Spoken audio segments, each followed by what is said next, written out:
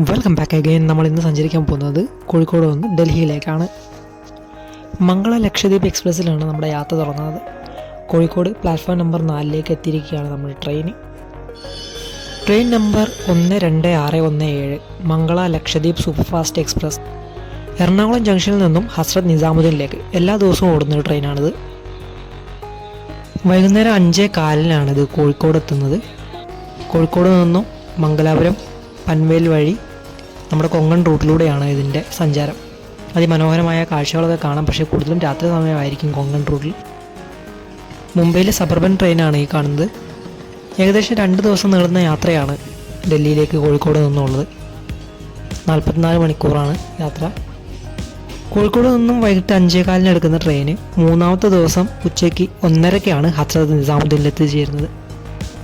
പിന്നെ നമുക്ക് തിരുവനന്തപുരത്തു നിന്നൊക്കെ വരുന്ന കേരള എക്സ്പ്രസ് പോലുള്ളവ പാലക്കാട്, സേലം, വിജയവാഡ വഴിയൊക്കെ കയറി വരുന്നുണ്ട്. അപ്പോൾ നമുക്ക് കേരളത്തിൽ നിന്നും ഡൽഹിയിലേക്ക് മെയിനായിട്ട് 2 റൂട്ടാണുള്ളത്. ഒന്ന് ഈ മംഗള ലക്ഷദ്വീപ് പോകുന്ന റൂട്ടും പിന്നെ ഒന്ന് കേരള എക്സ്പ്രസ് പോലത്തെ ഒക്കെ പോകുന്ന റൂട്ടും.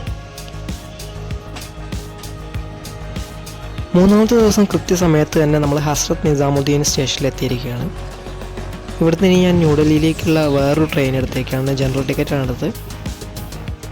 ഹസ്രത്ത് നിസാമുദ്ദീൻ ന്യൂഡൽഹിയിലേക്ക് ലോക്കൽ ട്രെയിൻസും നോർമലി ഇവിടെ ഈ ഹസ്രത്ത് നിസാമുദ്ദീൻ വഴി കടന്നു പോകുന്ന ലോങ് ട്രെയിൻസൊക്കെ ഉണ്ട്. പക്ഷേ അതിലൊന്നും ജനറൽ ടിക്കറ്റിലും അധികം ആളൊന്നും ഉണ്ടാവാൻ സാധ്യത കുറവാണ് അധികം. കാരണം കൂടുതൽ ആൾക്കാർ ഹസ്രത്ത് നിസാമുദ്ദീനിൽ ഇറങ്ങും. അതുകൊണ്ട് ഹസ്രത്ത് നിസാമുദ്ദീനിൽ നിന്നും ഇതാ ന്യൂഡൽഹി എത്തിയിരിക്കുകയാണ്. പ്ലാറ്റ്ഫോം നമ്പർ 4 വന്നിറങ്ങി. ഏകദേശം അരമണിക്കൂറിൻ്റെ യാത്ര പോലും തികച്ചില്ല ഹസ്രത്ത് നിസാമുദ്ദീൻ ന്യൂഡൽഹിയിലേക്ക്. ഉച്ച കഴിഞ്ഞ് വൈകുന്നേരം ആയിക്കൊണ്ടിരിക്കുന്നു. ഇനിയിപ്പോൾ ഭക്ഷണം കഴിക്കാം. അപ്പോൾ ഇവിടെ ന്യൂഡൽഹി പ്രഹാർഗഞ്ച് സൈഡിൽ കുറച്ച് സൗത്ത് ഇന്ത്യൻ റെസിപ്പീസൊക്കെ കിട്ടുന്ന ഹോട്ടലുകളും കാര്യങ്ങളൊക്കെ ഉണ്ട്. അപ്പോൾ അവിടുന്ന് ഫുഡൊക്കെ കഴിച്ചിട്ട് വേണം ഇനി റൂമിലേക്ക് പോകാൻ. റൂം ഞാൻ ഓൾറെഡി ബുക്ക് ചെയ്തതാണ്. ഈ ഒരു ഭാഗത്ത് എവിടെയാണ്, കുറച്ച് ഉള്ളോട്ട് പോകാണ്ടെന്ന് തോന്നുന്നുണ്ട്. ലൈക്ക് മൈ ട്രിപ്പിലാണ് ഞാൻ ഹോട്ടൽ ബുക്ക് ചെയ്തത്. ഭക്ഷണമൊക്കെ കഴിച്ച് റൂമിൽ ചെക്ക് ഇൻ ചെയ്ത് സാധനമൊക്കെ പാർക്ക് ചെയ്ത് നമ്മൾ പെട്ടെന്ന് തന്നെ ഇറങ്ങിയിരിക്കുകയാണ് ഇവിടുത്തെ കാഴ്ചകളൊക്കെ കാണാനായിട്ട്. ഇന്നിപ്പോൾ ഏകദേശം വൈകുന്നേരം ആയത് കാരണം ഈ ഒരു ഒറ്റ ഡെസ്റ്റിനേഷനേ ഉള്ളൂ, കുത്തബ് മിനാർ. അപ്പോൾ നമ്മൾ കുത്തബ് മിനാർ കാണാനായിട്ട് വന്നിരിക്കുകയാണ്. അപ്പോൾ ഇതിൻ്റെ അടുത്ത് തന്നെയാണ് തോന്നുന്നു എയർപോർട്ട്. ഇവിടെ സ്ഥിരമായിട്ട് ഇങ്ങനെ ഫ്ലൈറ്റ് പോകുന്നൊക്കെ കാണാം. ഇവിടെ ടിക്കറ്റ് നമുക്ക് ഓഫ്ലൈനായിട്ട് എടുക്കാം. അത് റോഡിൻ്റെ അപ്പുറത്തായിട്ടാണ് ടിക്കറ്റ് കൗണ്ടർ ഉള്ളത്. അപ്പോൾ അവിടെ നിന്ന് എടുത്തിട്ട് വന്ന് വേണമെങ്കിൽ ഇങ്ങോട്ട് വരാം. പക്ഷേ ഞാൻ ഓൺലൈനാണ് എടുത്തത്. അതിലാകുമ്പോൾ എന്തോ 5-10 രൂപ ഡിസ്കൗണ്ട് ഉണ്ടെന്ന് തോന്നുന്നു. പിന്നെ നമുക്ക് ലൈന് നിൽക്കാതെ കുറച്ചും കൂടി ഈസി ആയിട്ട് അകത്തേക്ക് കയറി വരാനും ഓൺലൈനായിട്ട് ടിക്കറ്റ് എടുക്കുന്നതായിരിക്കും കുറച്ചും കൂടി ബെറ്റർ. കുത്തബ് മിനാറിൽ ചെറിയൊരു ചെരിവുള്ളതായിട്ട് നിങ്ങളൊക്കെ കേട്ടിട്ടുണ്ടാവും. ശരിക്കും ഉള്ളത് തന്നെയാണ്. അപ്പോൾ നമ്മൾ ജസ്റ്റ് ഒന്നിങ്ങനെ നോക്കി പോവുകയാണെന്നുണ്ടെങ്കിൽ അത്ര നമ്മുടെ ശ്രദ്ധയിൽ പെട്ടൊന്നുമല്ല. പക്ഷേ ഇവിടുന്ന് നമ്മൾ അടുത്തുനിന്ന് ശരിക്കും ഒന്ന് നോക്കിക്കഴിഞ്ഞാൽ നമ്മുടെ ശ്രദ്ധയിൽ പെടുന്ന അത്ര തരത്തിലുള്ള ഒരു ചെരിവ് തന്നെയാണ് ശരിക്കും നമുക്ക് ഇവിടുന്ന് കാണാൻ പറ്റുന്നുണ്ട്. അതിൻ്റെ കവാടങ്ങളൊക്കെ നശിച്ചുപോയിട്ടുണ്ട് ഏറെക്കുറെയൊക്കെ. അപ്പോൾ ആ ഒരു കവാടത്തിൻ്റെയൊക്കെ ഭാഗത്ത് നിന്ന് നമ്മൾ നോക്കിക്കഴിഞ്ഞാൽ ഒരു ഭാഗത്തേക്ക് ചെരിവ് വെക്കുന്നതായിട്ട് കാണാം. അപ്പോൾ അത് ഇതിൻ്റെ പണി നടന്ന സമയത്ത് അതിൻ്റെ ഫൗണ്ടേഷനിൽ പറ്റിയ അപാകത മൂലമാണ് അങ്ങനെ കാലാന്തരത്തിൽ ചെറുതായിട്ട് ചെരിഞ്ഞു പോയതെന്നാണ് പറയപ്പെടുന്നത്. പിന്നെ ഇനി കൂടുതൽ ചെരിയാതിരിക്കാനും അതിൻ്റെ ആ ഒരു ചെരിയുന്ന പ്രതിഭാസം കുറയ്ക്കാനും വേണ്ടിയിട്ട് വേണ്ട സംവിധാനങ്ങളൊക്കെ ആർക്കിയോളജിക്കൽ സർവേ ഓഫ് ഇന്ത്യ ചെയ്തിട്ടുണ്ട് എന്നാണ് പറയപ്പെടുന്നത്. പിന്നെ കുത്തബ് മിനാറിൻ്റെ ഒരു ഭാഗത്തായിട്ട് ഒരു ഇരുമ്പിൻ്റെ തൂണ് കാണാം. അതൊരു അപൂർവതയുള്ളൊരു തൂണാണ്. ഏകദേശം 300-400 BC കാലഘട്ടത്തിൽ നിർമ്മിക്കപ്പെട്ടിട്ടുള്ള പ്രത്യേകതരം ഇരുമ്പ് കൂട്ടിൽ തുരുമ്പെടുക്കാത്ത രീതിയിൽ ഇന്നും കണ്ടുപിടിക്കാൻ പറ്റാത്തൊരു കൂട്ടിലാണ് ഈ ഒരു തൂണ് നിർമ്മിച്ചിരിക്കുന്നത്. ഇത് കുത്തബ് മിനാറിനേക്കാളും ഒരുപാട് പഴക്കമുള്ള ഒരു നിർമ്മിതിയാണ്. ഇത് ഉദയഗിരി കേവ്സ് അവിടെയൊക്കെ നിന്ന് ആവാം എടുത്തുകൊണ്ട് വന്നിരിക്കുന്നതാണ് അനുമാനം. 7 മീറ്ററിലേറെ വലിപ്പവും 7 ടണ്ണിൽ കൂടുതൽ ഭാരമുള്ളൊരു ഇരുമ്പ് തൂണാണത്. അപ്പോൾ ഇത്രയും കാലത്തിനിടയ്ക്ക് അതിന് കാര്യമായ തുരുമ്പൊന്നും ഏറ്റിട്ടില്ല എന്ന് തന്നെയാണ് അതിൻ്റെ ഒരു അത്ഭുതം എന്ന് പറയുന്നത്. കാരണം അത്രയും അന്നത്തെ കാലത്തെ ഫെസിലിറ്റി ഉപയോഗിച്ചിട്ട് ഉണ്ടാക്കിയിട്ടുള്ളൊരു തുരുമ്പെടുക്കാത്ത ഇരുമ്പ് മിശ്രിതം, അതിൻ്റെ രഹസ്യം ഇതുവരെ ശാസ്ത്രലോകത്തിന് കണ്ടുപിടിക്കാൻ കഴിഞ്ഞിട്ടില്ല എന്നതാണ് അതിൻ്റെ ഒരു അത്ഭുതം എന്ന് പറയുന്നത്. അങ്ങനെ കുത്തബ് മിനാർ കോമ്പൗണ്ടിലെ വാസ്തുകല ചാതുര്യമൊക്കെ ആസ്വദിച്ച് നമ്മൾ പുറത്തിറങ്ങിയപ്പോഴത്തേക്കും സന്ധ്യയായി. പിന്നെ നമ്മൾ തിരിച്ച് ന്യൂഡൽഹി റെയിൽവേ സ്റ്റേഷനിലെത്തി ഇന്നത്തെ പരിപാടി അവസാനിപ്പിക്കുകയാണ് വീണ്ടും റൂമിലേക്ക്.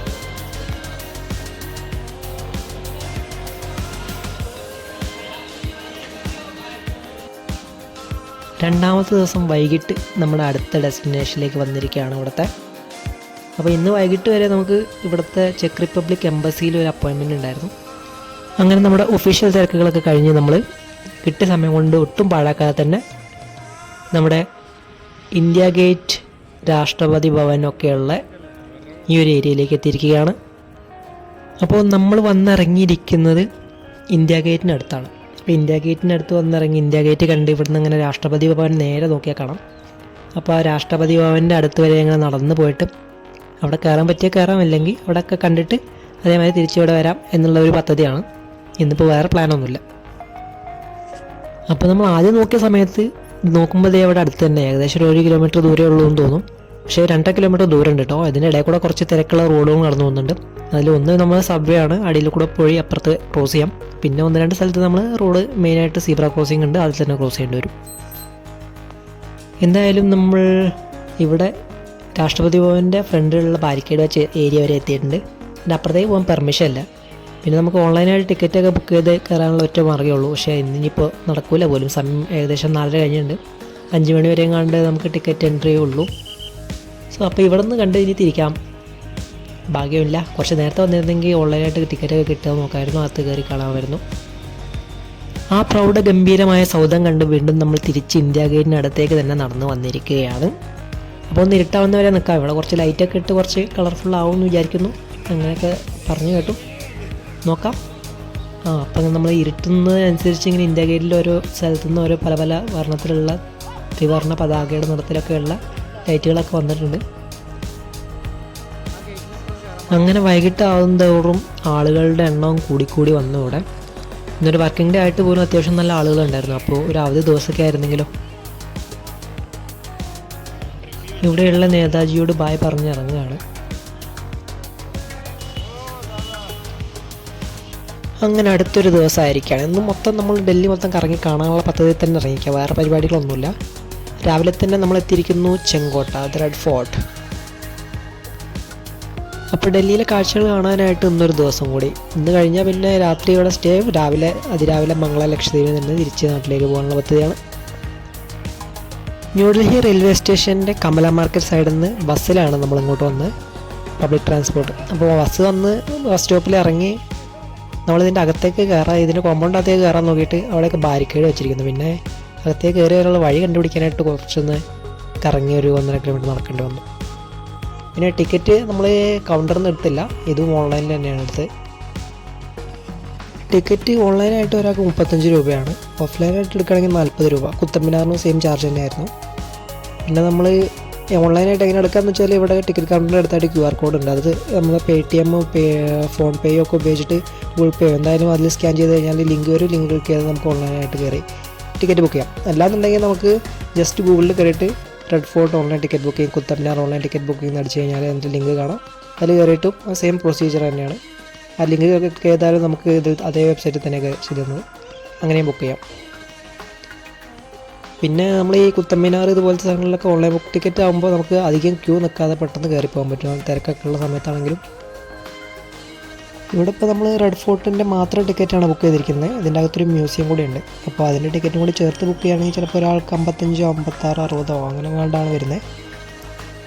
നമ്മളേതായാലും സമയപരിമിതി മൂലം മ്യൂസിയം സന്ദർശിക്കുന്നില്ല.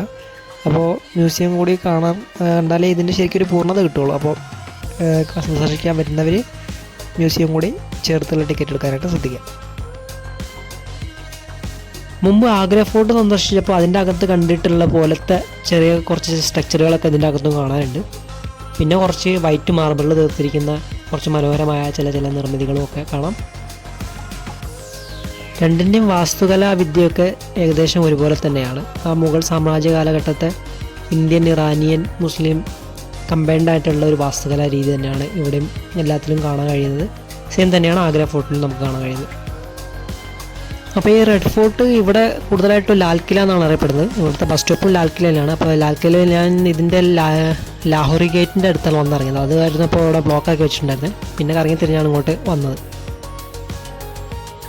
ഇതിൻ്റെ അകത്ത് മനോഹരമായ വെള്ള മാർബിളിൽ തീർത്തിരിക്കുന്ന കുറേ നിർമ്മിതികളും അതിൻ്റെ മുകളിലൂടെ പറന്ന് നടക്കുന്ന ഒരുപാട് പ്രാവിൻ കൂട്ടവും പിന്നെ കുറച്ച് നല്ല പച്ചപ്പൊക്കെ ആയിട്ട് ഒരു മൈതാനത്തിന് നടുവിൽ വിശാലമായി ഒരുക്കിയിരിക്കുന്ന ഒരു പൂങ്കാവനം പോലത്തെ ഒരു അന്തരീക്ഷവും എല്ലാം കൂടെ അടിപൊളിയാണ് ഇവിടുത്തെ ഒരു അറ്റ്മോസ്ഫിയർ എന്ന് പറയുന്നത്. ഈ ഒരു ഭാഗത്ത് നിന്ന് നോക്കുമ്പോൾ എനിക്ക് വിദേശ രാജ്യങ്ങളിലേക്ക് കാണപ്പെടുന്ന പല പാലസുകളുടെയൊക്കെ ഒരു വാസ്തുവാണ് ഓർമ്മ വരുന്നത്. അത്രയ്ക്ക് നല്ല മനോഹരമായ ഒരു അന്തരീക്ഷമാണ് ഇവിടുന്ന് ഈ ഒരു ബിൽഡിംഗ് നോക്കുമ്പോൾ കാണുന്ന ഒരു ഫീലിംഗ് എന്ന് പറയുന്നത്.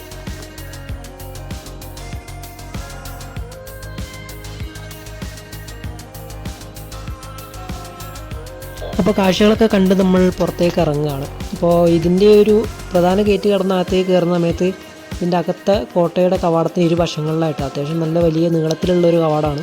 ഇരുവശങ്ങളിലായിട്ട് കുറേ കടകളൊക്കെ കാണാം. ഞങ്ങൾ കയറുന്ന സമയത്ത് ഇതിൽ അധികമൊന്നും തുറന്നിട്ടുണ്ടായില്ല. പക്ഷേ ഇപ്പോൾ തിരിച്ചിറങ്ങുന്ന സമയത്ത് എല്ലാ സൈഡിലും ഏകദേശം തുറന്നു വെച്ചിട്ടുണ്ട്. പല പല കരകൗശല വസ്തുക്കളും ഇവിടുത്തെ വസ്ത്രങ്ങളും പിന്നെ നമ്മുടെ ഹാൻഡ്ലൂം അങ്ങനത്തെ കുറേ ഐറ്റംസ് അവിടെ കാണാം. അപ്പോൾ ഈ ലാൽ കില എന്നറിയപ്പെടുന്ന റെഡ് ഫോർട്ടിൻ്റെ അടുത്ത് തന്നെയായിട്ടാണ് നമ്മുടെ ജുമാ മസ്ജിദ്. അപ്പോൾ അത് സന്ദർശിക്കാനാണ് അടുത്ത് പോകുന്നത്. അപ്പോൾ അതിൻ്റെ അങ്ങോട്ട് കയറുന്ന അവിടെ തന്നെ അത്യാവശ്യം നല്ലൊരു മാർക്കറ്റാണ്. ഇവിടെ പല പല സാധനങ്ങൾ, പല തുണികൾ, അങ്ങനത്തെ ഒരു എന്ത് പറയാം, നമുക്ക് ഒരുവിധപ്പെട്ട എല്ലാ സാധനവും വാങ്ങിക്കാൻ കിട്ടുന്നൊരു അത്യാവശ്യം നല്ലൊരു മാർക്കറ്റാണ്. എല്ലാം വിലപേശി വാങ്ങുകയാണെങ്കിൽ നല്ല കുറഞ്ഞ റേറ്റിന് തന്നെ കിട്ടുന്നുണ്ട് ഇവിടെ സാധനങ്ങളൊക്കെ. ഡ്രസ്സുകൾ, ബാഗുകൾ, ചെരുപ്പുകൾ, അങ്ങനെ പല ഐറ്റംസ്. അപ്പോൾ നമ്മുടെ മസ്ജിദ് ഇപ്പോൾ ക്ലോസ്ഡ് ആയിട്ടാണ് കിടക്കുന്നത്. തുറക്കാൻ പ്രത്യേക സമയമൊക്കെ ഉണ്ട്, പക്ഷേ അതുവരെ നമുക്ക് നിൽക്കാൻ സമയമില്ല. പിന്നെ വെള്ളിയാഴ്ചകളൊക്കെ ആണെന്നുണ്ടെങ്കിൽ കുറച്ചുകൂടി ബെറ്റർ ആണെന്ന് തോന്നുന്നു ഇതിൻ്റെ അകത്ത് കയറി സന്ദർശിക്കാനും കാര്യത്തിനൊക്കെ. അപ്പോൾ നമ്മൾ ഇവിടുന്ന് പുറത്തുനിന്ന് ഇതിൻ്റെ കാഴ്ച കണ്ടിട്ട് മടങ്ങുകയാണ് അപ്പോൾ അടുത്ത ഡെസ്റ്റിനേഷനിലേക്ക്.